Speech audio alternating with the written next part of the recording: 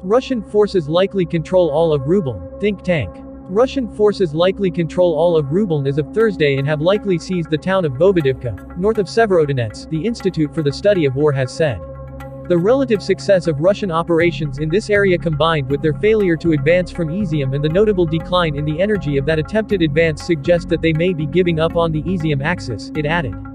US backs Finland. Sweden joining NATO. White House says if the European countries choose to join the US-led alliance, Washington would back their bids.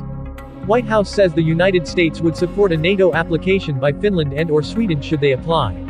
More than 6 million refugees have fled Ukraine since Russia's invasion began, UN Refugee Agency data shows.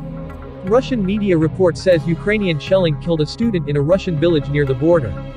UN Human Rights Council passes a resolution to investigate alleged rights abuses committed by Russian troops in parts of Ukraine formerly under their control. Finland and Sweden will be targets as NATO members. Russian diplomats. Sweden and Finland's NATO membership, and the deployment of allied units on their territory, will make them possible targets for Russia, Moscow's representative to the UN has said. They know that the moment they become members of NATO it will imply certain mirror moves on the Russian side, Dmitry Polyansky said in a video interview with online publication Unheard. If there are NATO detachments in those territories, these territories would become a target, or a possible target, for a strike. They were living normally as good neighbors with us for tens of years. If they suddenly choose to become part of a very unfriendly bloc, it's up to them, Polyansky said. Alternatives to European integration, unacceptable, for Ukraine, official. Proposals on alternatives to European integration are unacceptable for Ukraine, the head of Zelensky's office has said.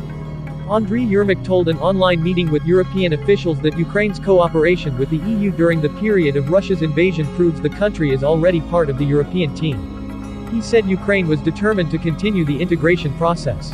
Ukraine must become part of a united Europe as soon as possible. This is a matter of mutual security, he added. U.S. Republican senator delays passage of $40 billion Ukraine aid bill. Republican U.S. Senator Rand Paul has defied leaders of both major parties and single-handedly delayed the approval of an additional $40 billion in American aid to Ukraine. With the Senate poised to debate and vote on the package of military and economic aid, Paul denied leaders the unanimous agreement they needed to proceed. The legislation has been approved overwhelmingly by the House of Representatives, but without all 100 senators on board, the bill must follow a lengthy legislative process in the upper chamber. Paul is demanding that the legislation be altered to require an inspector general to oversee spending on Ukraine. This is the second spending bill for Ukraine in 2 months. And this bill is 3 times larger than the first, Paul said before formally blocking the aid package. Congress just wants to keep on spending, and spending.